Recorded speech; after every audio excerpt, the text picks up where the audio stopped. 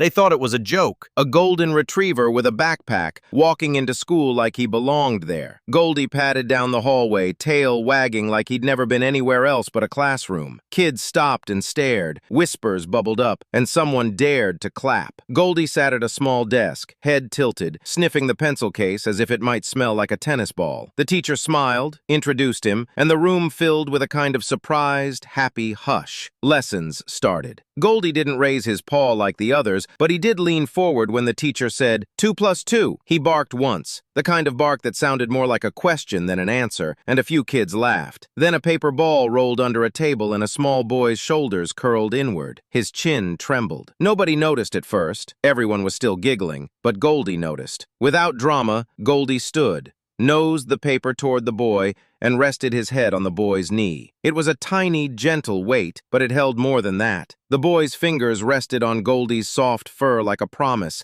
and the first tiny smile broke through. Someone in the back let out a soft, "Aw," and the room breathed easier. After that, the jokes and the whispers turned into pats and tiny hugs. Goldie let every child feel his warmth, tilting his face into palms, accepting crayon drawings and cookie crumbs alike. When someone got the answer wrong, Goldie nudged the child's hand as if to say, "Try again." When someone felt shy, Goldie leaned closer until a laugh slipped out. By the time the lunch bell rang, the classroom felt changed, quieter in the best way, like a place that had learned how to be kinder. The teacher knelt down and wiped a stray tear from the small boy's cheek, then looked at Goldie and said, soft and sure, "Good boy." Goldie wagged, tongue lolling in a grin that said everything he ever meant to say. "I'm here. You're not alone." They called him the classmate, the visitor, the mascot. The kids called him Goldie. And when the day ended, the smallest voices argued over who would walk him to the bus. Goldie hopped in with his little backpack and settled like he belonged there, because for one bright, ordinary day, he had given a whole classroom the kind of friendship that stuck.